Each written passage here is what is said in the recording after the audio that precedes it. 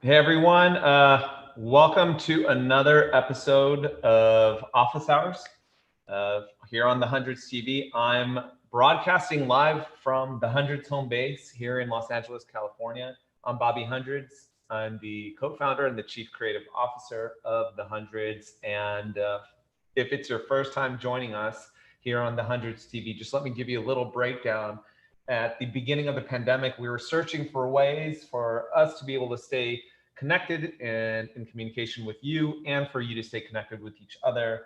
One of the ways that we have been able to achieve this outside of throwing physical events, we're used to throwing a lot of parties, shows, concerts, food festivals, and since we are really trying to concentrate on keeping people distance and safer at home, we thought maybe the Hundreds TV would open up our universe to invite in our audience and our community, and also really to get to have you meeting each other. And so, as you're watching live here on the Hundreds TV on tv.thehundreds.com, you can actually chat live with other people who are watching, others from the Hundreds community. I want you to share ideas, build with each other, and just bridge some new friendships out of this. We've been seeing some really cool stories coming out of people who've been meeting amongst our community through the Hundreds TV, and that's really what it's most about. Secondarily, it's also a way for you to stay in touch with the brand and whatever it is that we're working on at all times. As you know, if you've been following the Hundreds for a while now, we do drops once a week, every Thursday. I have a show called Dropping In every Thursday where it airs every Wednesday night, but you can follow up again on Thursday to watch it. But every Wednesday night, when we do a release, 9 p.m. Pacific Standard Time, here on tv.thehundreds.com, I walk you through that release. On Tuesdays, we have a show called Greatest Hits, hosted by Justin, and we walk you through some of the archive pieces. You can buy it as you're watching. They are curated and selected by us and our team. We have Night Terrors on Thursday nights. Actually, on Wednesday nights. I'm starting to get the schedule mixed up, but we have Night Terrors where some of our team have been getting together and playing games live and just chatting just about current issues and what's going on with the Hundreds. Saturday mornings, we have yoga with Jackie Wang. Jackie is a really good friend of ours. She's one part of the community, and she's also just a yoga expert. We have Justin here. He's working on some technical issues. What happened? Okay, we're good. So again, if you're just joining us right now, my name is Bobby Hundreds. This is another episode of Office Hours here every Monday, 4 p.m. Pacific Standard Time on the Hundreds TV. If you're watching from Twitter, Facebook, or wherever you're coming in from, try to make it over directly to tv.thehundreds.com to watch us, because you could shop while we're live, but you can also chat with other people in our community. Office Hours is just a time for me to check in with you every week, kind of give you a brief rundown of what's going on in my head and things that we're working on here, things that we're focusing on. If there are topical issues, we can address those. And just recently, we've been inviting guests from the community to ask questions live as well. So in a little bit, we'll be letting in some of those people into the room. They'll be able to ask questions regarding brand building business, regarding just social issues, whatever it is, but I'm here to talk about it all. This is a big week. We just dropped our fall 2020 collection.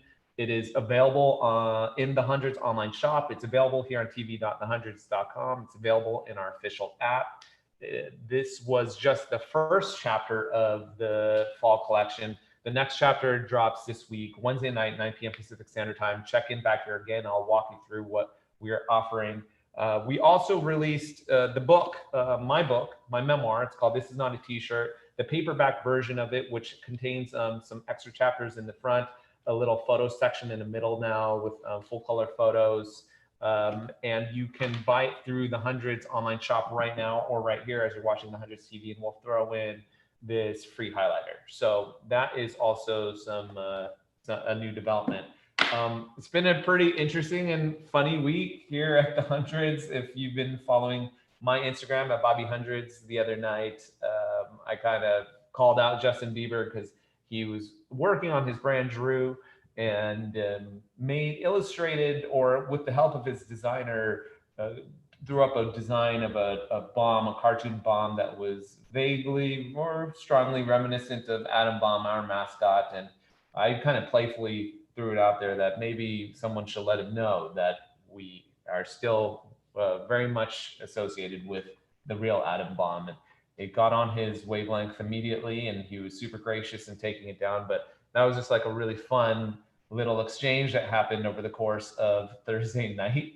And Justin was super cool about it. He ended up posting our Atom Bomb front and center on his page and directing people over to us and saying that we were the true owners of that character, which we are. And so shout out to Justin. Also, I should also let you know that on Friday or on Saturday, we soft opened our physical flagship store. The Hundreds Los Angeles is now back open for the first time since the pandemic has begun. We were open all weekend, and we were super grateful to see so many of our community coming out to support us.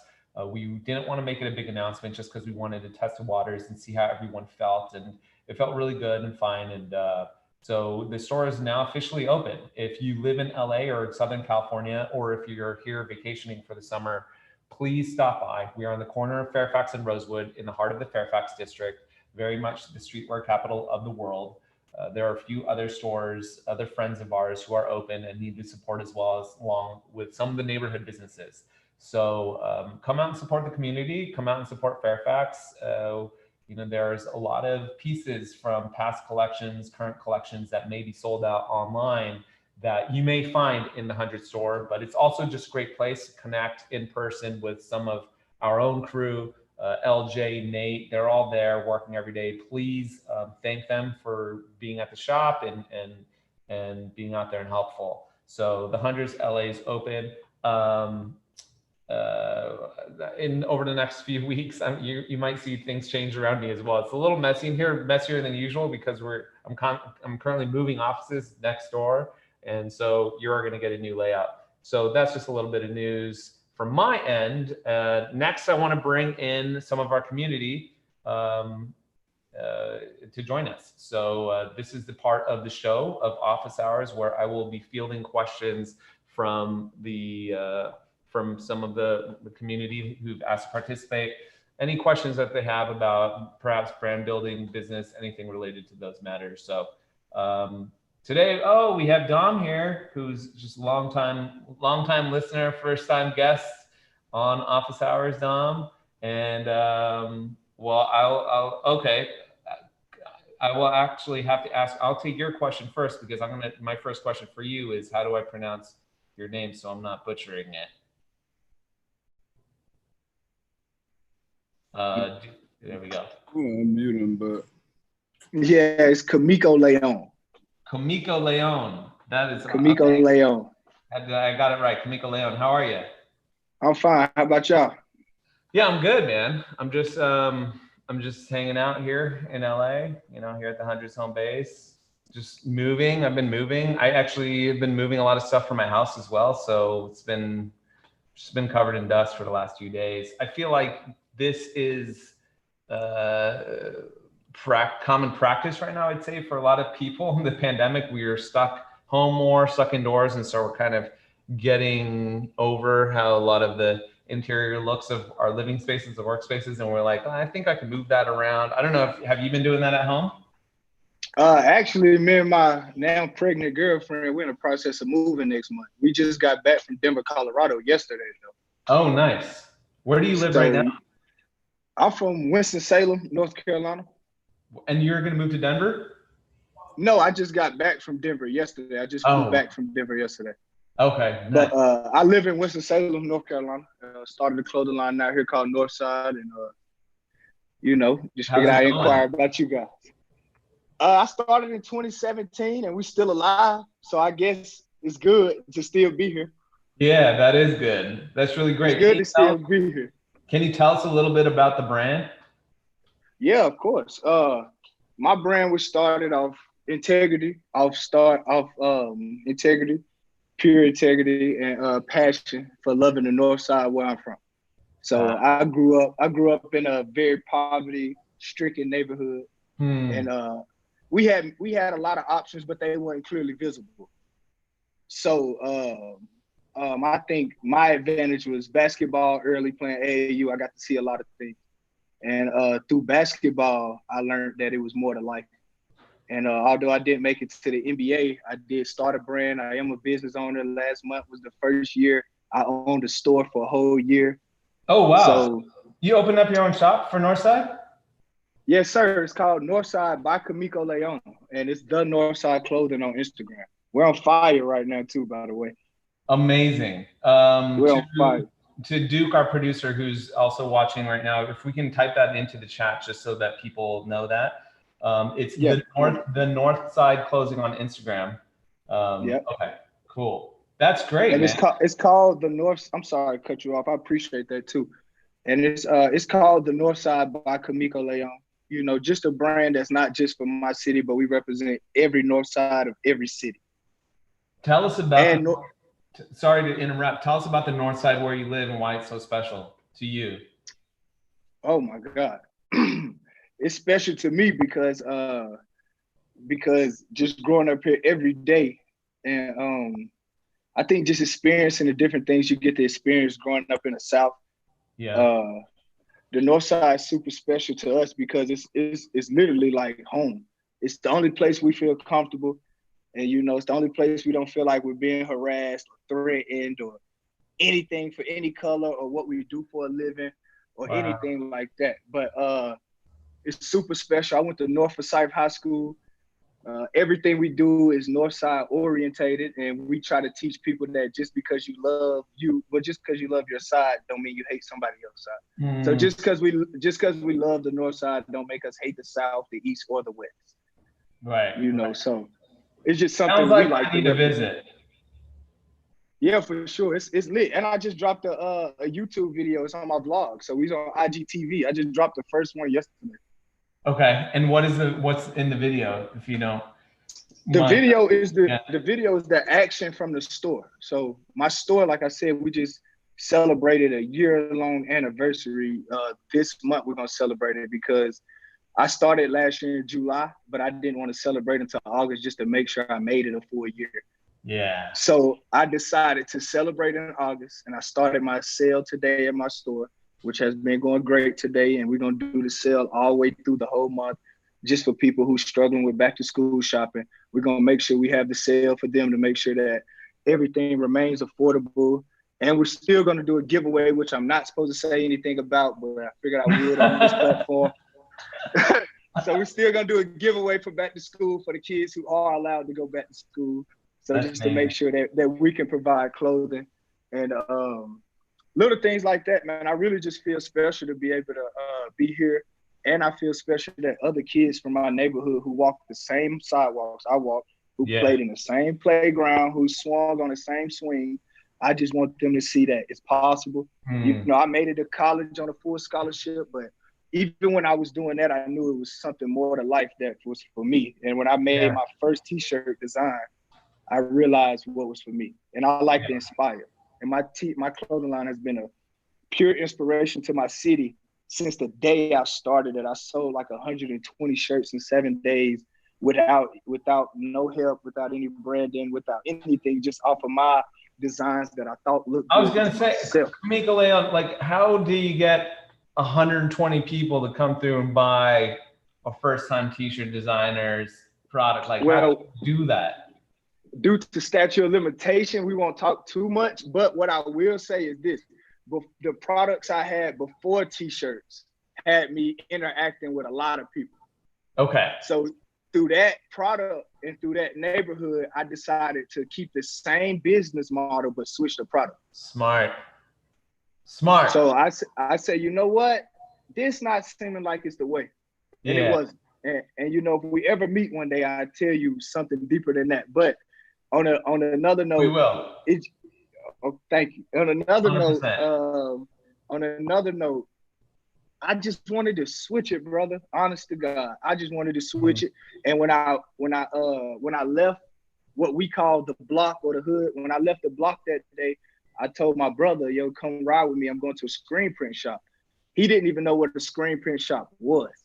Wow. And he rode with me. I paid $800 and something for Gildan 500 t-shirts, Gildan 5,000 t-shirts, got them printed on. And I sold them like 3 shirts for $50 was my motto at the time. Or you could buy 1 for 20, 3 for 50, 1 for 20. And I sat in the same spot I sold my other product in. I pulled right back up to the same spot, opened my trunk. I folded every shirt since the first shirt I've ever sold. I never had somebody just a shirt. I always folded it, put it in plastic, even when it was out of my trunk. Wow. Where are you at right now? Are you guys able to open your store right now during the pandemic, or is retail allowed to be open? Yeah, they just now opened it back up when they opened up the gyms and the beauty salons. Yeah. But before that, man, it was a major struggle making it through this pandemic. And I quit my job in December of 2019. Wow. I quit. I was the manager at another company, which I don't want to give any props to. But yeah. I was a manager, and I don't want to disrespect them because it might be future work in the future might be work. But I was with yeah, I don't want to do that. But I was with that company, and they wasn't a bad company, but I just saw more for myself, and I was running their store. Yeah. And I was like, I could just get my own store. If they trust me to run $1 billion corporation store, there's no way I cannot run a store that barely even profits. There you go. I just jumped on a leap of faith, and I've not had a job this whole 2020, and I made it. So I'm thankful, brother. I'm blessed, actually. I'm blessed. I'm glad to hear it, man. And I read your book. I got it in there, sitting on the table right now. Thank you. I just flew from Denver. I did not make it through the whole book yet, so do not ask me nothing.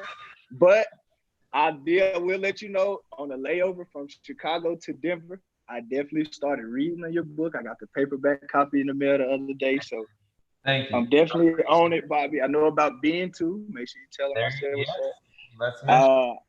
Been following you guys. I actually was gonna put on my Black Lives Matter t-shirt that y'all made, but I didn't want to look too cliche, so I wanted to represent my brand. So this is a hat. This is a hat we made. That's beautiful. I love it. I appreciate that. On the side of the hat, it says, "For God so loved the world, He gave us the North Side." Yes. And you got a shirt on too, right? Did you tie that? You tie-dyed that yourself? I actually did. I dyed this myself. This was a t-shirt I did with my niece. She'll be turning 17 in January. Yeah. And I'm trying to do the same thing for her somebody should have done for me. And that's just show other options. Yeah. Not saying that she has to be a clothing designer or a retail owner.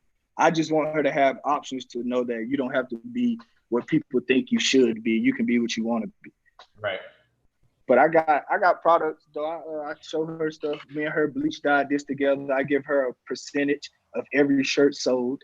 And I made her sell 33% of the shirts in 3 days. If not, her profit margin drops. So just showing her a little business tactics. If you sell out fast, the profit's better than waiting on them to sell out. So just little things that I've learned, and especially from watching y'all and other brands as well. Yeah, that's something when people ask me how do they go about hiring or if they need assistance, I say first, pull resources within your community, your immediate family, your friends. There are people that are always down to help out. And you tap in with them, you can train them, they can train you, you can learn a lot from the people who you're already surrounded with. You don't have to look outside of that. You can build with people that you already trust and love. And so it sounds like you're already there. You've been doing that. Smart. My aunt is my little cousin. She has a essentials company. She make natural products for people like lotions and soaps. Yeah. So right now, me and her actually split a store. So my store is very family orientated. My aunt works there. When I went out of town in Colorado these past 5 days, my mother worked at the store. My brother worked at the store. My grandmother even is at the store. My niece is at the store. That's right. That's exactly how you do it. Camiko, do you have a question today, or were you just saying what's up? I did. You want. What was the question that I asked? I think I liked that one. What was it that I asked you in the Instagram in the poll? I put in the question. I don't know. Maybe Andrew can say who's our producer right now. I don't want to click off my Zoom and not be able to read the question if I go to my Instagram. I don't want to lose you. Good call. Well, while they're trying to pull that up for us, why don't, if you have any other questions, I'll answer them. Do you have any questions about the business or? I found here we go. Here we go. Whether you had a successful clothing line or not, would you still be designing clothes now? Oh, right. That is a good question. Yes. The answer is absolutely yes. Do we still have Camiko on there? I just want to make sure. Yes, I'm here. Okay, cool. So yeah, I absolutely. We say this all the time. We would be doing this whether we are making money or not. It just still works out that we are making enough money to survive and to help other people survive and to live. And so we're really fortunate. But when we started in this business and started building this brand, there was really no promise of a greater career path because the infrastructure of this genre of streetwear did not exist. There were not many stores that catered to this genre of apparel. There were bigger urban stores, there were bigger skateboard associated stores, but this kind of streetwear that we loved and we were practicing, there's only maybe 20 stores around the world who really catered to it. There weren't stories of Supreme, you know, being valued at $1 billion. There weren't, it was just, there was a really very much of a ceiling. And so we weren't doing it to get in, we didn't get into this for the money by any means. We did it because we genuinely loved it. And we knew that if we put our nose to the grindstone and just worked hard at something that we were so passionate about, we cared so deeply about, that with time, the money would come. We didn't need $1 billion. We just needed enough money to get to the next day or the next week, month. And now, you know, I'm looking back, it's been 17 years and we're still around, it's thriving. And so it really worked, man. Like, yes, to answer your question, even if we weren't making the kind of money that we're making now, what do we do? Absolutely. I think I knew the answer to it because when I watched your interview, I heard that you made a paisley print hoodie. And the paisley print hoodie went viral while you were asleep. And your girlfriend had to tell you that it went viral. But on top of that, I heard that Jay-Z wore it and it made the front of the Today paper, USA Today. That's right. Then it still didn't bring you any more money with him wearing it. It really doesn't. When celebrities wear or endorse our stuff, it really doesn't bring us a ton of money. Just for example, I was just saying at the beginning of this episode that Justin Bieber shouted us out on his Instagram on Thursday. And, you know, we got a lot of followers. We got a lot of his followers out of it. Did we make a ton more sales? No, it doesn't. It rarely actually converts into moving product. And it's just popularity. It's just popularity. And people buy from brands that they genuinely trust. And all of these new Justin Bieber fans, they don't know us yet. You know, they haven't developed a relationship with us yet. And so when we sell product, we sell a lot because we have this deeply embedded community, people like you who you know, are down to read the book, have followed the story, support us, are another brand ours, just trying to make it every day. And so I appreciate that. I'm going to move on to the next question. Leon, it was really nice meeting you. Thanks for checking. Nice meeting you too, guys. Yeah. And good luck with Northside. Everyone check out Northside Clothing. We dropped it in the chat right now on the Hundreds TV. You can see the Instagram. Please follow it. And if you Thank you, sir. If you want to actually put the link to your IG or link, if any of you guys want to link out to stuff that the rest of the room should check out, go ahead. We've created a nice little network of office hours attendees and everybody following each other and supporting. So we love checking out those Instagrams. Let's go to Dom next. All right, my man Dom. How's it going? How's it going, Dom? Yo, thanks for having me. Yeah, of course. So just so everyone who's watching from home on the 100 TV and everyone also in the room, Dom is a huge supporter and someone that we really trust and appreciate for his support of the brand over the years. But Dom, I'll let you introduce yourself. Where are you calling in from? Thank you. I'm calling in from Munich in Germany. So it's already like 1:30 in the morning. Oh my. So every week when we do office hours, you probably miss it live. You stayed up for this one? Yeah, it's not that much of a problem anyway. I was off today, so normally I get home from work at that time. So Yeah. I missed the last one or two, but finally I made it again. So Well, thanks for tapping in today. We like seeing you, man. yeah, thanks for welcoming me. Yeah, I follow your brand since about almost 10 years now. As Yeah, you you said, have, yeah. big fan. Whatever we do, collecting all your stuff. I see it's Green Hat Monday, obviously. Yes. All of You've us wearing green hat. been into fitted, right? New eras, Yeah. 5950. Was there ever a period in the last 10 years where you kind of weren't wearing them, or have you been wearing them straight? In the beginning, yes, I had a lot of new eras, also from the NBA, NBL stuff. Yeah. Then I got over to snapbacks Yeah. for 3, 4, 5 years, and then 1 or 2 years I went back to fitted again. Yeah, just I was saying that because they're trending super hard again. Yeah, And the original is just the best yeah, ones. and They always fit, so they're the best fit. And we love to see it because our era of streetwear from the early, to mid 2000s was all about the new era 5950 fitted cat. These were as important as wearing Nikes on your feet. It was the same thing. And if a brand had a collaboration with one of these, it was a really special thing. And those sold out just as fast. So our early lineups at our stores were for side Adam New Era hats, if you remember that. And so like the fact that they're circling back around again and our customers are asking for new eras, we're excited. This is the first, well, this is not the first, but this is a collaboration that we did with Blondie Beach Records, good friends of ours who, this is dropping soon, actually, within a couple weeks. So everyone always asks me about this hat. And they're like, what is that? What are you wearing? And I'm like, it's a Blondie Beach collaboration. It's coming out with a towel and a bunch of other stuff. So anyways, Dom, I'm talking too much. Do you have a question? No, I just wanted to mention I really loved the conversation on the greatest hits with John Hundreds the other day when they had talked about this new era thing. Yeah. And obviously he's crazy about his hats, and it's like exactly what I'm thinking about. He's probably as enthusiastic of a collector as you are. What's your favorite pair of shoes on your wall behind you? Actually, what is next to me, I just got back today from, this is basically my holy grail. Whoa. Okay, these are... Does anybody know these? I mean, they're AM1s, but I don't know these. That's a 2004 pair made in Japan, exclusive Urawa Dragon. So, is it a Year of a Dragon shoe for just exclusive in Asia? Yeah, exactly. This is from 2004. It was exclusive in Japan. So it took me 16 years to find it. Not 16 years, but I was looking for it for 5, 6, 7 years, something like that.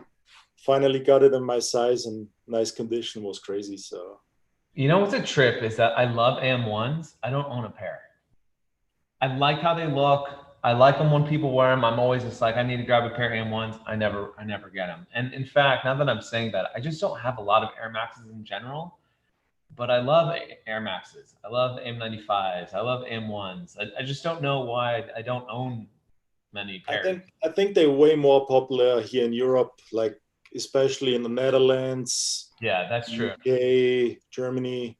Like we love the MX1 over here, but we also love runners. So yeah, that's true. You've always been more teched out trainers and exactly. Stuff. But there's a few more good pairs. There's basically most of your collaborations here. So I even found from your latest Puma collaboration a sample now. Yeah. So, which I'm gonna probably buy. Find that? It's like a German marketplace. Some guy put it up there. He got it obviously in Herzogenaurach in the Puma headquarters store. Yeah. So I might grab these and then I'm gonna send you some pictures. They look actually kind of crazy. Okay. So I wonder if anyway. I actually got a question today. What is regarding streetwear and sneaker as well. So while we're talking about this, and I wrote it down. Let me see. So the question is, at what point is a limited item too limited? Oh. So where is the line between creating hype and making people upset? Like what we suffer right now here is you cannot get anything from Nike. Yeah. Like there's basically no release you can grab your hands on. Same We're here. not talking about Off-White or the real hype stuff, but you cannot even grab a pair of Dunks, what you normally supposed to grab. Unless you buy it off of a reseller like StockX. Yeah, exactly. And this is like where people get more upset, I guess. Yeah, it's happening obviously with us too. I don't even check my sneakers app anymore.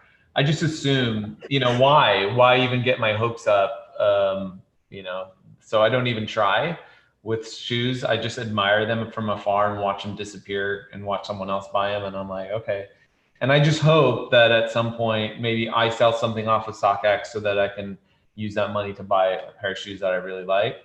But it's a really good question because I know a lot of our community also have been getting upset how fast things have been selling out. And some of the things, actually, many of the releases and drops we've been doing throughout this year have been selling out within minutes and pretty unprecedented for us. And we have not been adequately prepared. I think it would maybe help people to understand that when we are making a lot of this stuff, we've actually prepared, designed, conceptualized, and prepared and produced it way out in advance. Some of it we've been working on for a year or 2 years before it actually drops. And so it's we could not have predicted the amount of fandom, I guess, or just how large our customer base has grown, or the demand for the hundreds has increased in the last year. Like we've been steadily growing over the years, but something crazy just happened this year. And we've been hearing it from some of the other brands as well. I think for whatever reason, there's also just a well of nostalgia around just culture and brands and product in general. And so people want to buy clothing from brands that they grew up wearing or have a familiar trust with, especially in a really uncertain time, and people don't want to take risks with new things.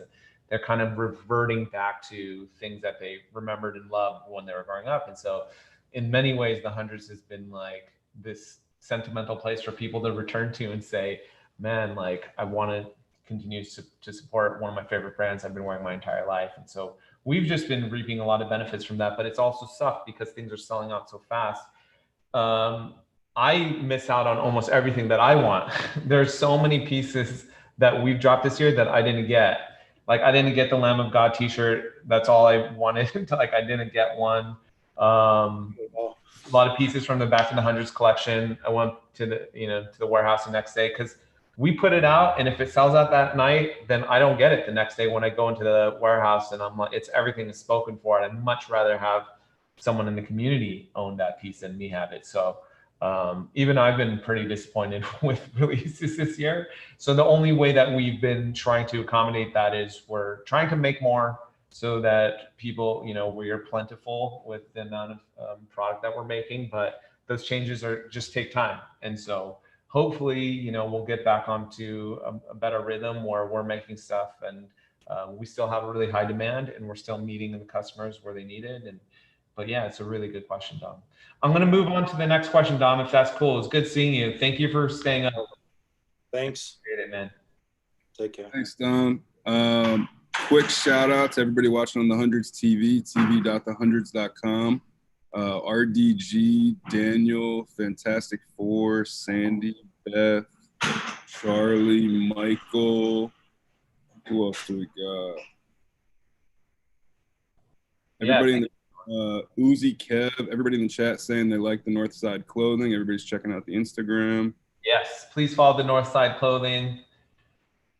And I'm really glad to have heard that story, actually. That was cool. Yeah, so shout out everybody watching on the Hundreds TV. Share it with your friends. Bobby, you want to grab a question or two off the... Yeah, sure. So Tim is asking, we have some other outside questions coming in. So Tim is asking, when can we expect Back to the Hundreds 3? We haven't officially announced this yet, but there is a third component of the Back to the Future collaborations. The first one was in 2015. We just dropped one not too long ago, Back to the Hundreds 2, that sold out really quickly. That's one of those projects I was talking about. In order to appease some of the people who missed out on some of the pieces from Back to the Hundreds 2, we are going to bring some of those pieces back for Back to the Hundreds 3, as well as introduce some new designs and product, things that just didn't make it in time for Back to the Hundreds 2.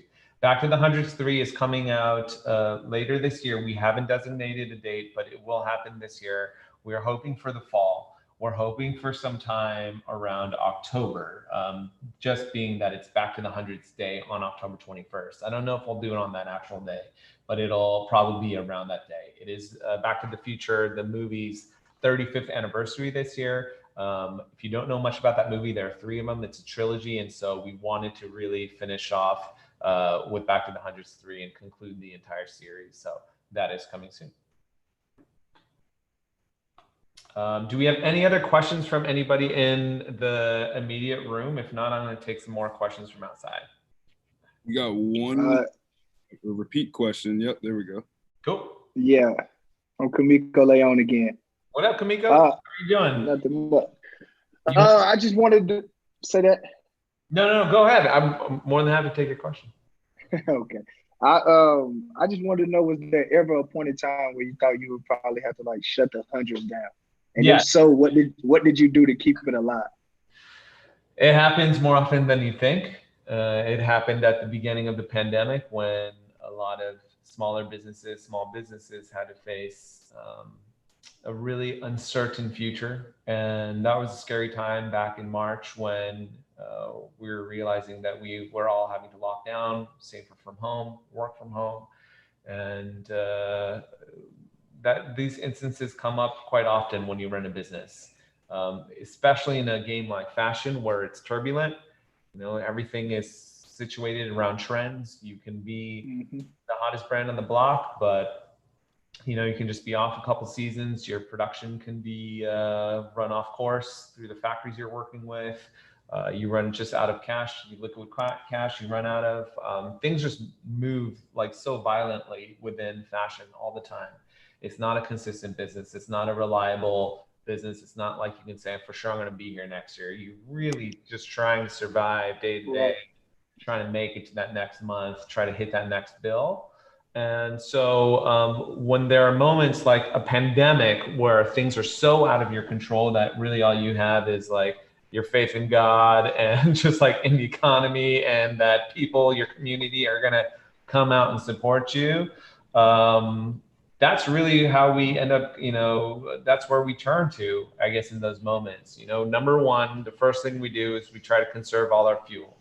So this is what I've been telling people actually throughout the pandemic as well. If you run a brand or a business, conserve your fuel, trim any fat. You know, like, do you need, 2 highlighters on your desk?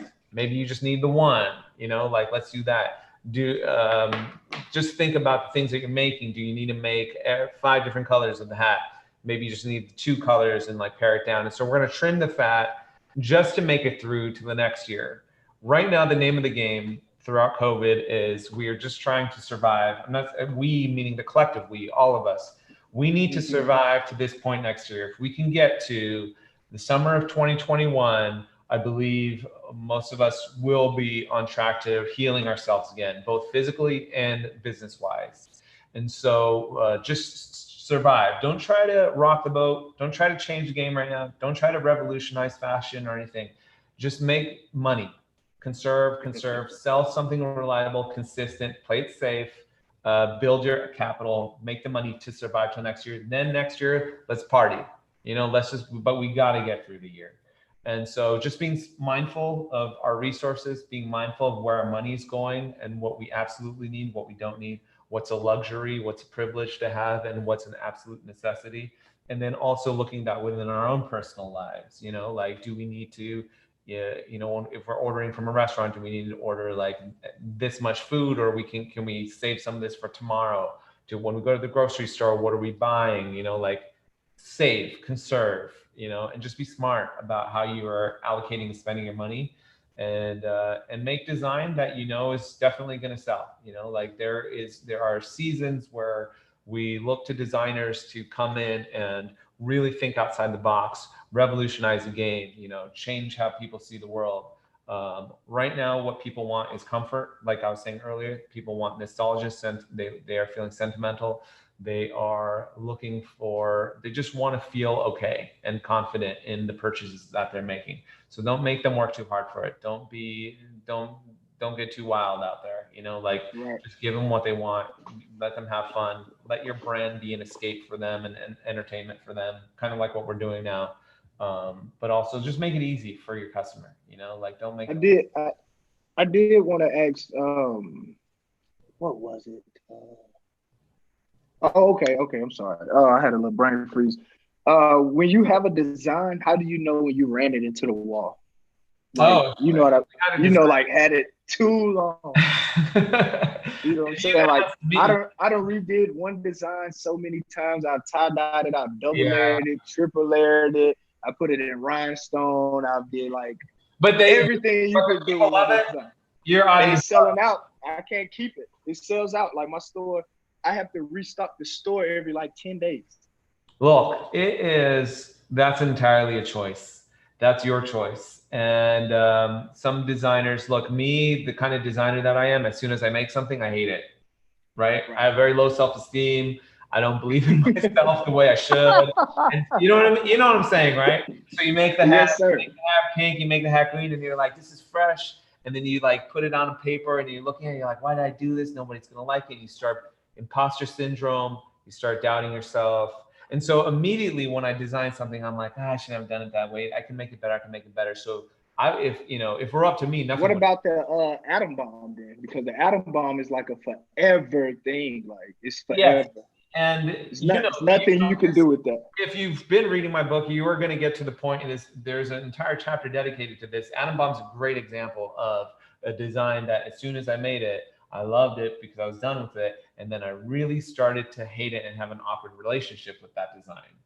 You know, I'm proud of it now, 17 years later. You know, I'm a grown man and I'm looking back at how important that logo was to so many people, right? Like, one of our friends is Travis Scott's assistant. Travis, was talking to Travis Scott about it over the weekend because Travis has it tattooed on his arm, or someone like you, Camiko Leon, like you, that logo means so much to you. It's associated with so many memories from your life. You're like, oh, I remember the first time I wore that. I was this age and I bought it from this store.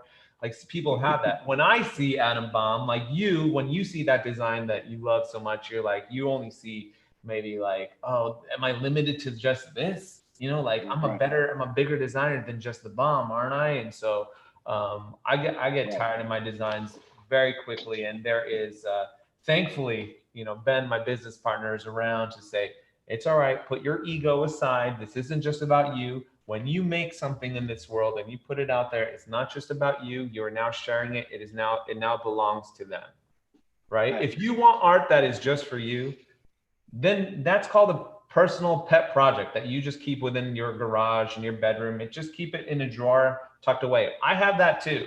I have art, writings, poetry, designs, brands that I've worked on that are completely locked up in storage, file cabinets that no one will ever see. I did that for me. I didn't want to share that with the world, but the hundreds, Atom Bomb, I made that for the world. And so I can't be bummed when I see it out there and someone like Camiko Leon or Travis Scott is taking it and doing things with it and like building their own lives and memories around it. That's theirs too. Like you guys own that as much as I own it. And so when I'm sitting here going, oh, I'm tired of that design and I don't want to do it anymore, that's selfish. It's not just about me. Like this brand was never just about me and my ego. This brand was about us sharing it as a community. And so just setting myself aside, my business partner, Ben, helps me do this all the time. Okay, put yourself aside. This isn't just about you. These people really want this. They really love it. It brings a lot of joy and fulfillment to their lives. So give it to them. So that's what we do. I don't know if I really appreciate that. No, I did. 100% did. I don't want to take up too much of your time. I could talk to you all day, brother, but I appreciate everything, every response. Does anyone else have a question in the room today? We had a question from the Hundreds TV chat from Fantastic Four. Wanted to know what everybody does when they have a whack day. Oh, wow. What does everyone do when they have a whack day? So yeah, we can talk about that in the chat. I actually think he said, what do you do when you have a shitty day? But the Hundreds TV censored it and he said whack. What are some of the answers that are coming in? Sandy had the best one so far. She just says she counts her blessings, stays grateful. Yeah. Which It's such a good way to look at it, and she's right. Yeah, she had her. We didn't even know this, or I don't know. Maybe you guys did, but Sandy had her car broken into last night. No. And she said she's just she's feeling lucky that they didn't break her windows. They didn't take anything. They just made a mess, so it could be worse. So she's staying grateful. Definitely having a shitty day, but making the most of it. That's an amazing perspective to have. Yeah, look, this year, if you were ever afforded to have the right to say you had shitty days, this was the year for it. And you probably, if you're watching this from anywhere on planet Earth, you probably know exactly what I'm talking about. And I think Sandy just hit it right on the head there, that we do have to be mindful and appreciative of the things that we do have and the blessings that still surround us every day. I feel really grateful that we get to continue to have the hundreds every day. I've never taken it for granted every day that I wake up that I get to work on this project. Since I was 23 years old, it's been 17 years. I turned 40 this year. And the fact that I'm still doing this at the age of 40, I'm very grateful. And so that's an immediate win every day that I wake up and I get to say, I get to do this for a living. I get to do this and pay my bills. Cool. Like win right there. As of today, I'm in good health. As of today, I have a roof over my head. And as of today, I'm surrounded by friends and family that I really like to spend time with. And that's kind of all we need in life. Everything else is a distraction. So that's how I think, if I were to answer that question of how I deal with a whack day, I think I'm going to follow Sandy's rule there and just remember what I do have. Outside of that, I'd like to, whenever I get really angry, sad, upset, or frustrated by something, I immediately funnel it into art or writing somewhere. So that'll go into a concept for a design, or I'll kind of wrap that into a story that I'll write about. I don't know if many of you at home watching are into writing, but it is a great way to exercise whatever it is that's weighing on your mind, to exorcise those demons. It's nothing that you even have to share with the rest of the world. Again, most of my writing gets tucked away and filed away. But just in order for you to be able to see what's going on in your head out in real life, it helps. And it helps you feel not so crazy, not so sad, not so angry when you're like, these are real feelings. I'm looking at them on a paper. It's almost like, again, like exercising a demon. It's like you got it out of you. It's contained within this piece of paper, like those little ghost units from Ghostbusters that they would trap the ghosts in.